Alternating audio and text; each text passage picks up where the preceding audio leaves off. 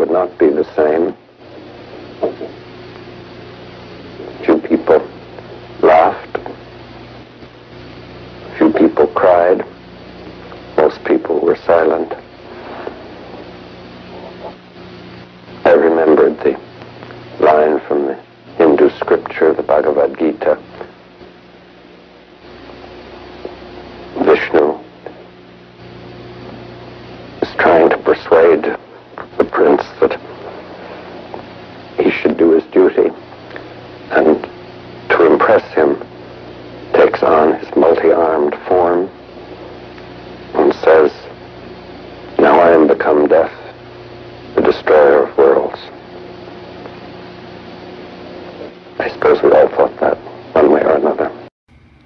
August 6th and 9th this year marked the 77th anniversary of America dropping the first two atomic bombs on the Japanese cities of Hiroshima and Nagasaki respectively.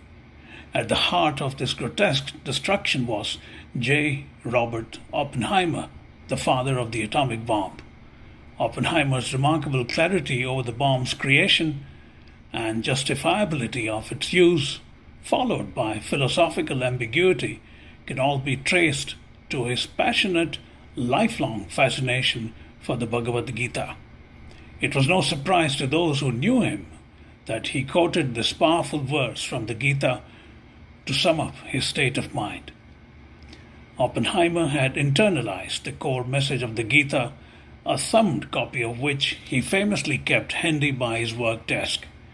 As the director Christopher Nolan is in the midst of an epic about Oppenheimer, set for release in July 2023, Mayank Chhaya Reports will present a special segment about how the Gita influenced the physicist.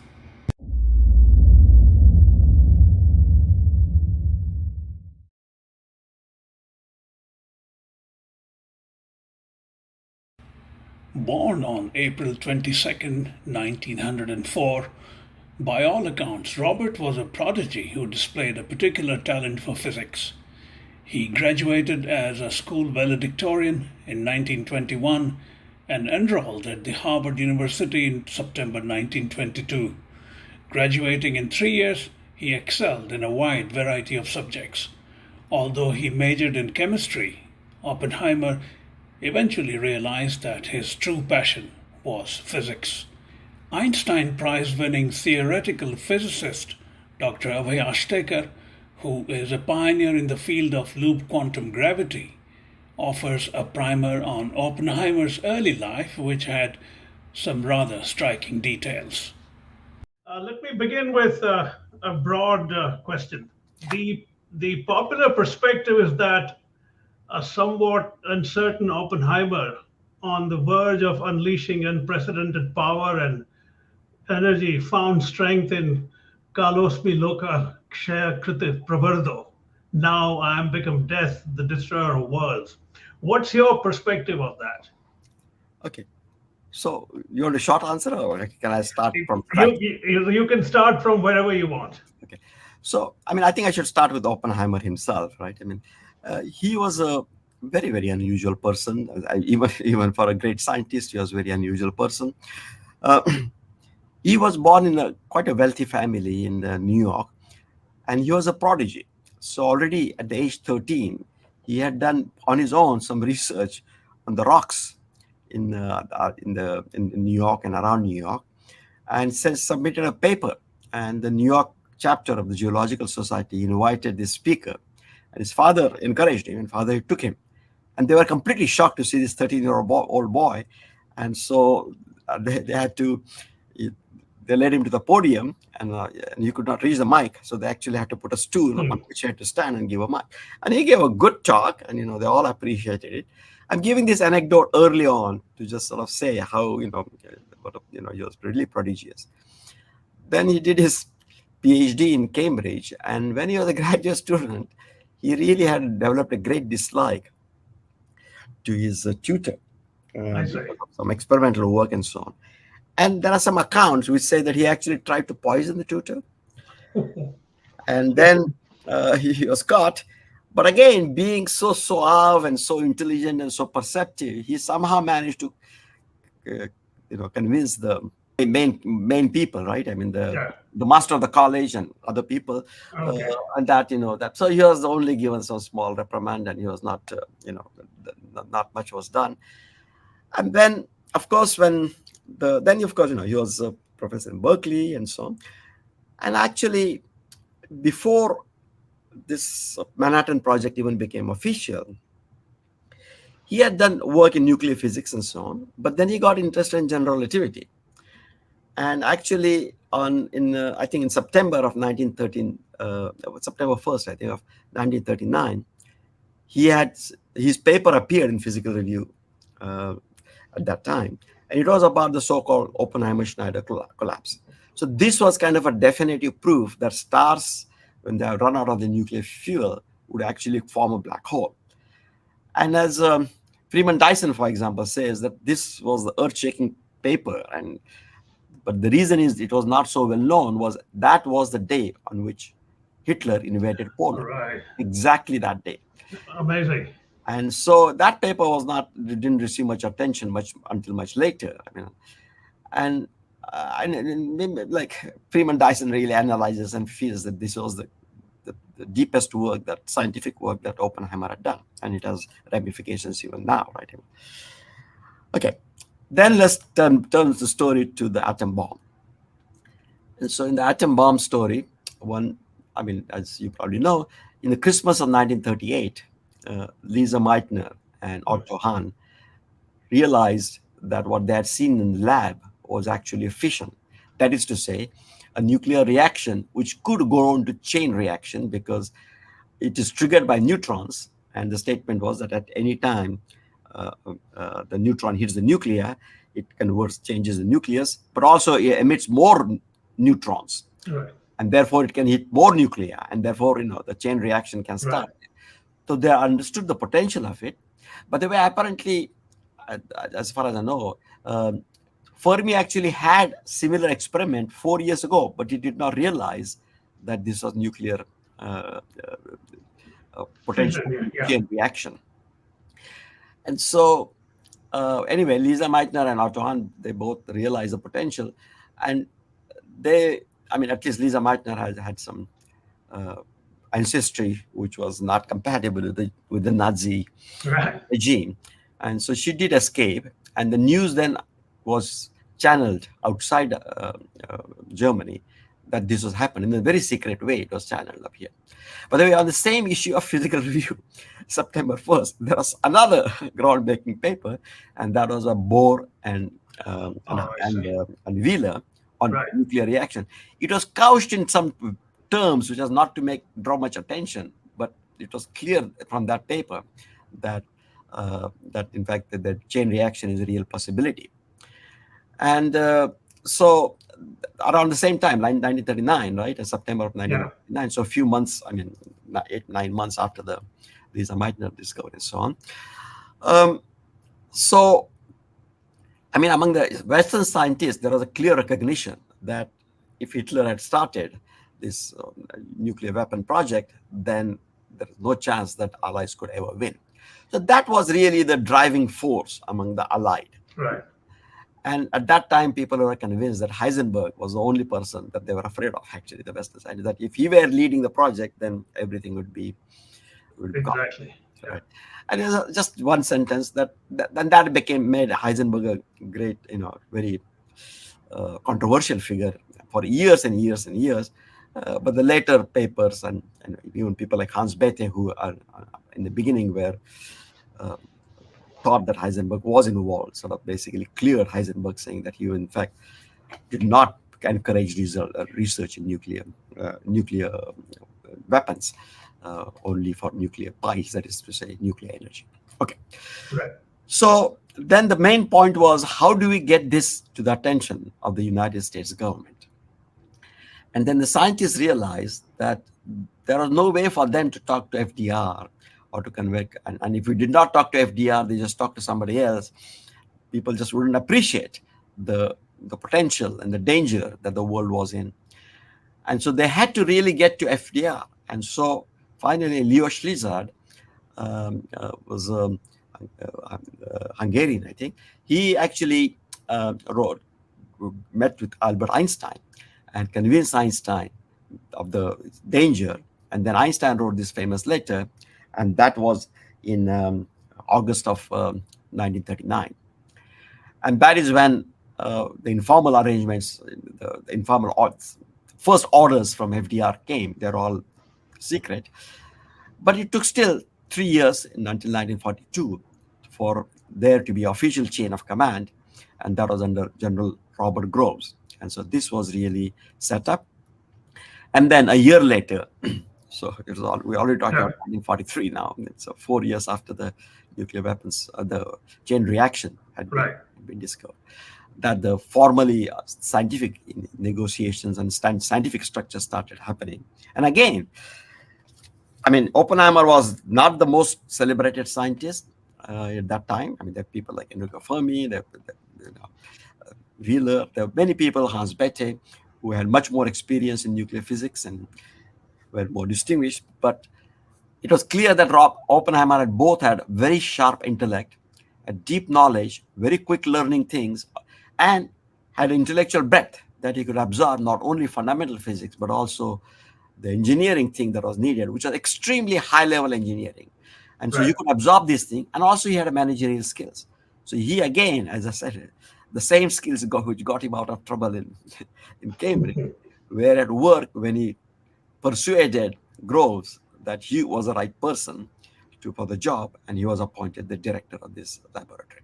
So this is the long history in which Oppenheimer. No, this is fascinating. I'm very glad you mentioned it.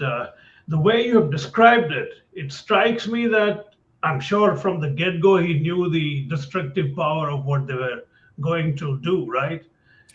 And yet he was driven to do it for the reasons you described, because without that, the Allies couldn't have won the war. Not only they couldn't have won the war, but Hitler would have dominated the world. I mean, exactly. The truth, that is one thing, but he would have become the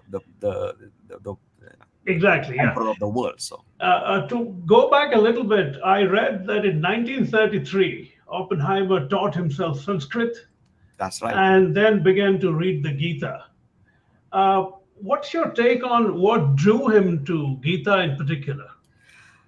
I think he was, he was prodigious. I mean, he sort of read.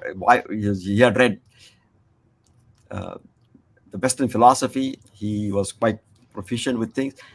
And to me, I mean, this is my interpretation. It's not that I have direct knowledge of it anyway, but my interpretation is that it's really the highest quality of abstraction one finds in Vedanta, and that is really in many ways crystallized in Bhagavad Gita. That is what really drove him. In other words, there are two quite different things. One is there's the issue of wisdom, in the sense of not only knowledge but wisdom. What is the right living in the world that we always see, and in our everyday life. There are clearly conflicting signals that we get, conflicting messages that we get, and we are called to action. And this can paralyze one if one is very conscientious. One can be very egotistical and then just do what is best for you. But that doesn't bring happiness on a long range. And Oppenheimer was early on smart enough to realize that. And so I think it's really this deep message of Vedanta and in particular Bhagavad Gita, that namely that karma yoga in Bhagavad Gita, namely, you do your dharma, whatever is rightful thing, and leave the fruits to me, as is said by Krishna. Right. That is to say, don't do it because it will bring glory to yourself. Do it in a selfless way and for the common good. So you have a right to do all those things. You do not have a right to claim fruits of your actions, because, either way, right? In the sense of the claim fruits in the sense of, it is because of me this worked. But it is because of me the world got destroyed. Right. So the idea here was what is rightful. And I think this was really great guidance for Oppenheimer in those hard times, and also to many Western scientists, right? They were not warmongers. They were really, I mean, many of them immigrated, left Europe because of fear, Hitler's fear. Enrico Fermi, for example. I was a graduate student in Chicago. My office was in Enrico Fermi Institute. And Enrico Fermi came, and a lot of discussions with Chandrasekhar about Enrico Fermi. And so, he had to leave because his wife was Jewish, or actually some Jewish blood. And Hans Bethe, same thing, So there are people who had first-hand knowledge of the brutality of the Nazi regime, and they were willing to fight it. And the question was really, how do we protect ourselves? It was really defense, not offense in some ways. Because if they had the main fear was that Heisenberg was leading that the German effort, and maybe they are actually making the bomb. And how do you beat it, by the way? I just as a side remark, Heisenberg did not really work on this bomb or anything. But then when they were captured after the war, they were put in a certain farm in Britain, the German chief scientists, including Heisenberg. And they heard there that the bomb, because Germany was captured before the bomb actually was dropped in Japan, the war continued on the east and the Japanese front. So he heard the news on the radio. BBC, I'm not BBC, the British people allowed them radio and such thing. They were just watched, they were treated very respectfully. But this was called the farmhouse, and the transcripts of those are available, and they were made available by Michael Atiyah, who was the president of the Royal Society. And when he was the president, he actually he worked to declassify them and make them available. I see. And they are available, and then one can see what happened there, because they were taped secretly. They did not. I see.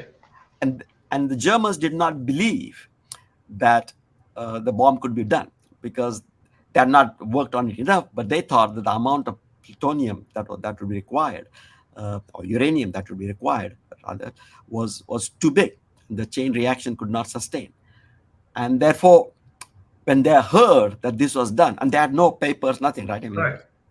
That night, Heisenberg stayed the whole night up and worked out and figured out that this could be possible with only a few kilogram worth and not hundreds of kilogram worth, because they had a wrong neutron cross section. Heisenberg worked this out and gave a seminar next day in this prison. That's amazing.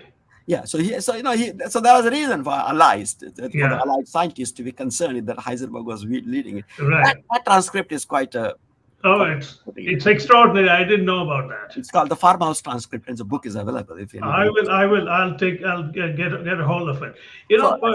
To talk a bit about how the Gita came in handy for these troubled scientists to rationalize. But it was just Oppenheimer. It was not the rest. I understand. No, okay. Most of the people were, split. I mean, there were people like, for example, what happened during Trinity test? Several of them went at a safe distance to watch it, so to say. And Feynman, who was a young person, was working in Hans Bette's group, actually. He was sitting on the hood of a Jeep with his bongo, playing the bongo drums. And when went on, he was playing bongo in great joyously. I think you have to realize that these were not warmongers or anything of that sort. But for 2 years, they had been working day and night, and they did not know finally if it was going to work or not. They hoped that it worked, and they were all isolated in Los Alamos, and so to them, there's such a great relief that this actually worked, right? As Oppenheimer in one of the later interviews said, I think that there was a sweetness of technical success, right? That it was technically sweet. And so that was Feynman's reaction during the bongos up here. Enrico Fermi was also at the Trinity test. And Enrico Fermi, being very systematic, he had already done calculations. By the way, he always used slide rule. People probably don't know what a slide rule is for his calculations up here. And he was there with his slide rule, and he had already calculated various things. And so he had a piece of paper which was carefully cut. He knew the weight of that piece of paper and its area and everything. And he held the piece of paper, and as a blast came, he let it go. And he found out how far the blast blew it. And from that, in 2 minutes, he calculated the strength of this blast and what his destructive power was. So this was Really? for me. So I think it's good to see how people were reacting. And Right. Oppenheimer having a more global view. I mean, people were focused on specific tasks, either Right. or this task. Oppenheimer having a more global view and having really, I think, in so many ways, guided to this in spite of the potential destructive power, as Right. that is the right duty, and don't take the fruits either way.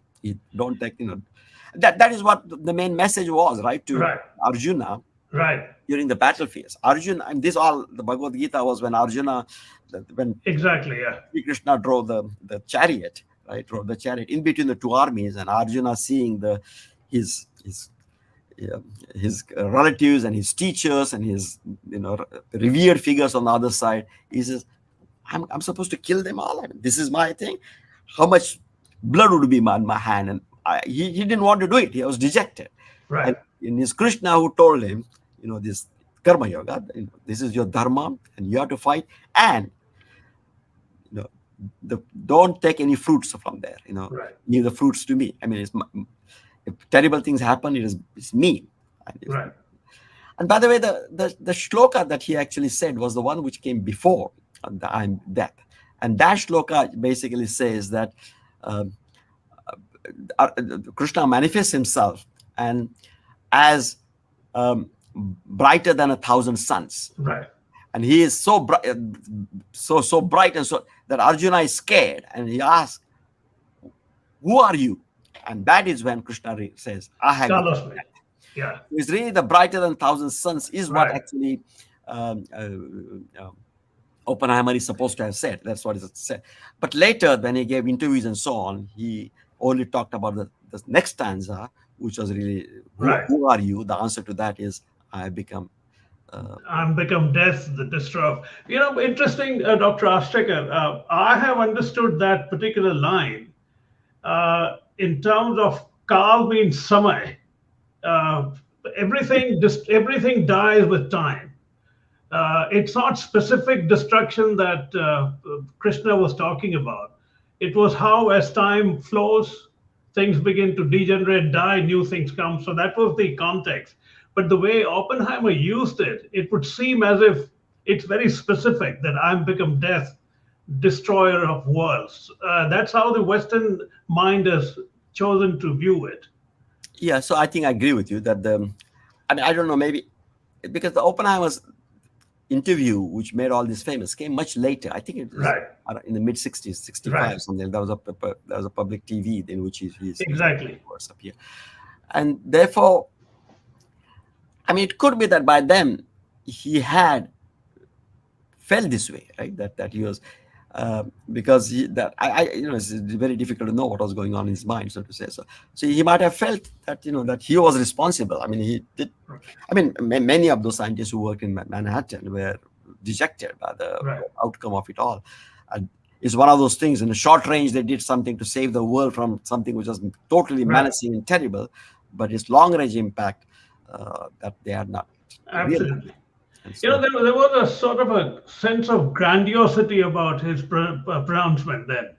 Not that he was saying, I'm become death, but people took it as if Oppenheimer had such a grand view of himself when he presided over the explosions. Yeah, so I don't, that exactly is, that's right. So I don't think that was the way. I think that he was using Bhagavad Gita, not, if anything, the whole point of that Bhagavad Gita and Karma Yoga was to remove your personal ego, personal element from it, right? Saying that, and say that, well, karma ne vastukarastu ma kaleshu exactly, right? Yeah. Namely, I mean, you have a right, and you should do your duty, but do not take any fruits from that. And again, I think most of the time, me too. I mean, I always thought of fruit as being, glory from that. And say, I did this. But there's also the other side, which is really guilt from that. That is in both ways. Absolutely.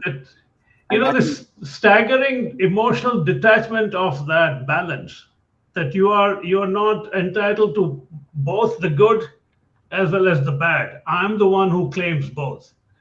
It's something which I have always found so staggeringly detached, that you do whatever you're doing, the rest is up to me. So it's fascinating that that's the distillation of the Gita. Right. That's right. Exactly. Yeah, That's in some ways, at least of Karma Yoga part of the Gita. Right. Exactly. exactly. Yeah. How do you? I mean, do you? For instance, there is a professor called Professor James Hegel, who has written a definitive book on this particular subject, on Oppenheimer and the Gita. He says this: for an uncertain soldier like Oppenheimer, nervously fashioning his own atomic arrow, Arjuna sets a good example. That's how he's approaching that. He's comparing sort of Oppenheimer as being Arjun, and then there is Krishna.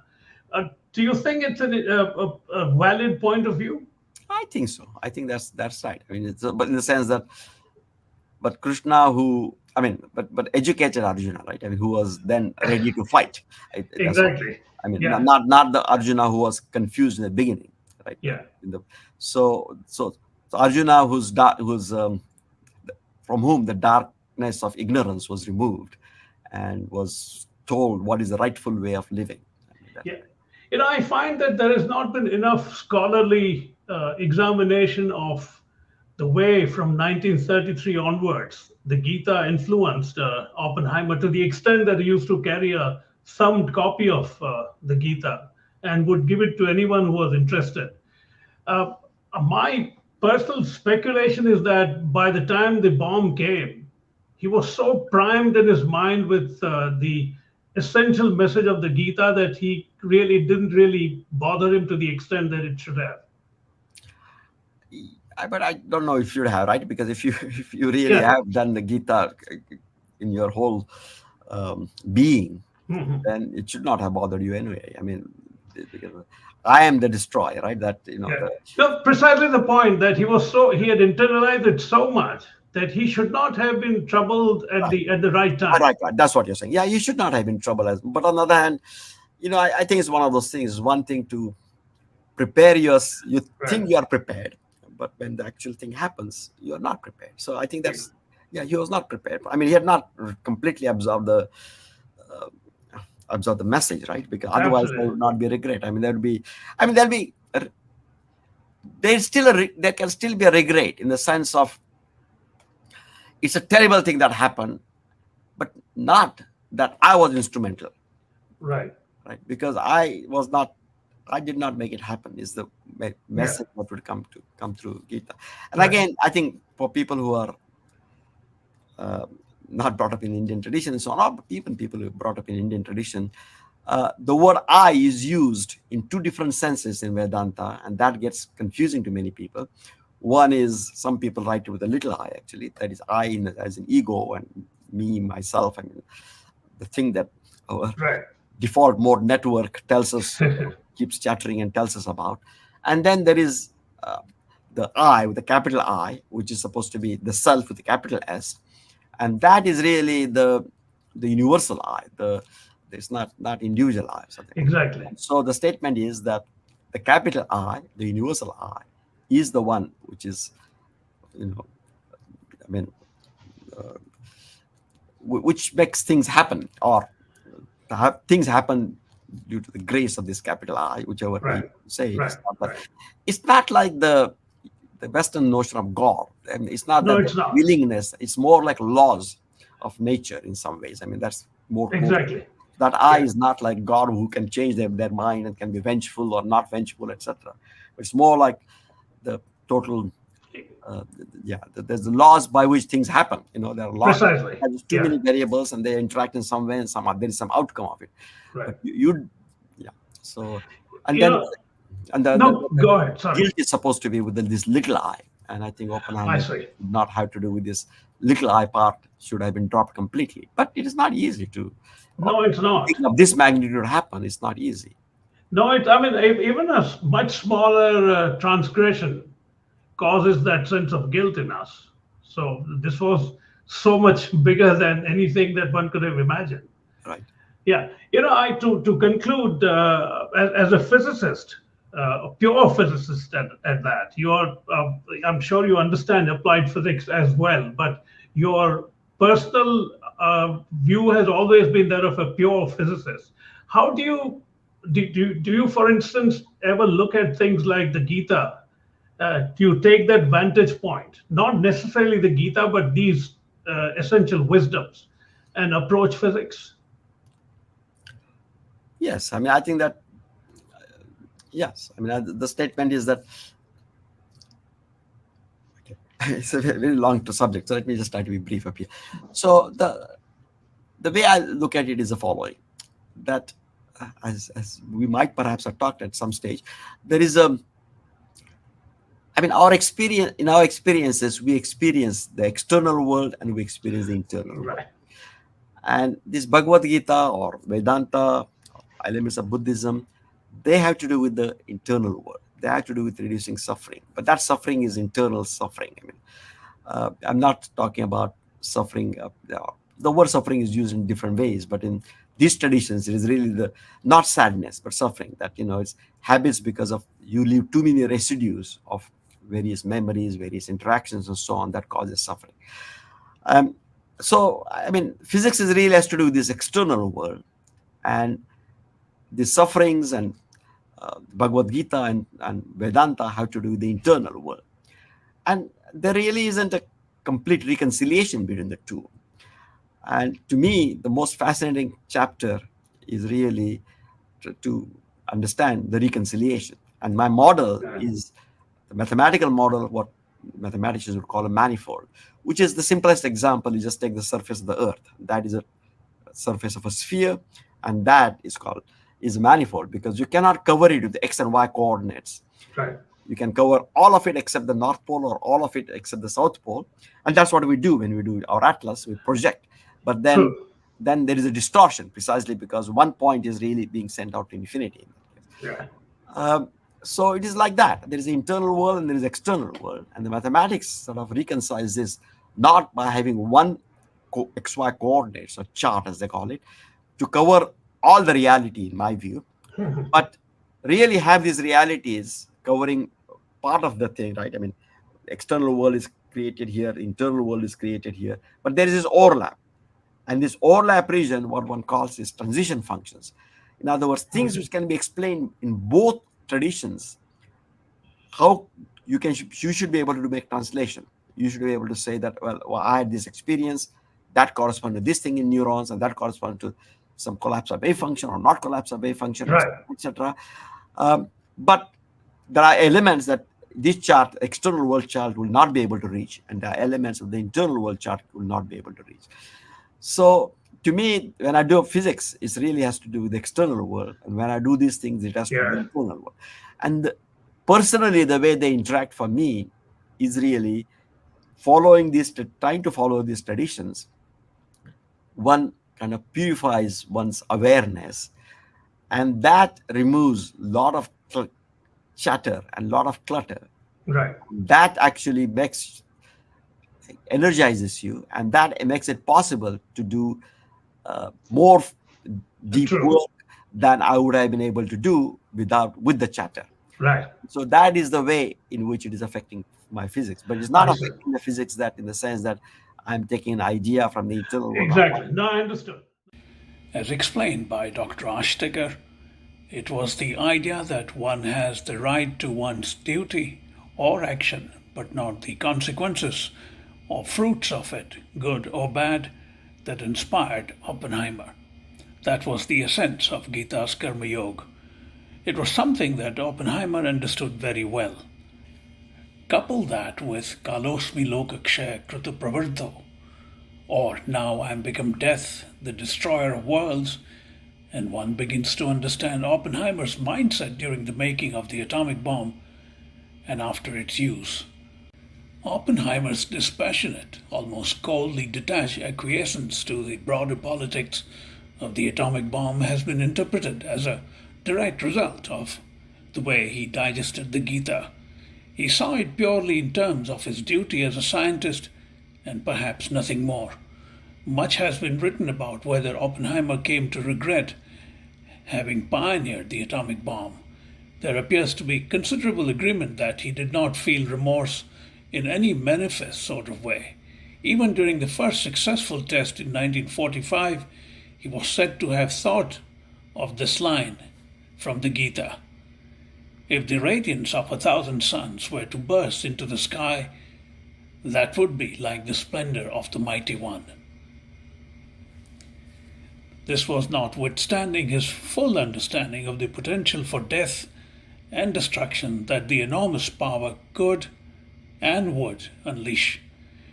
It was clear to those involved in the Manhattan Project, particularly someone at its helm like Oppenheimer, that the eventual purpose of the bomb was to be deployed as a weapon very soon.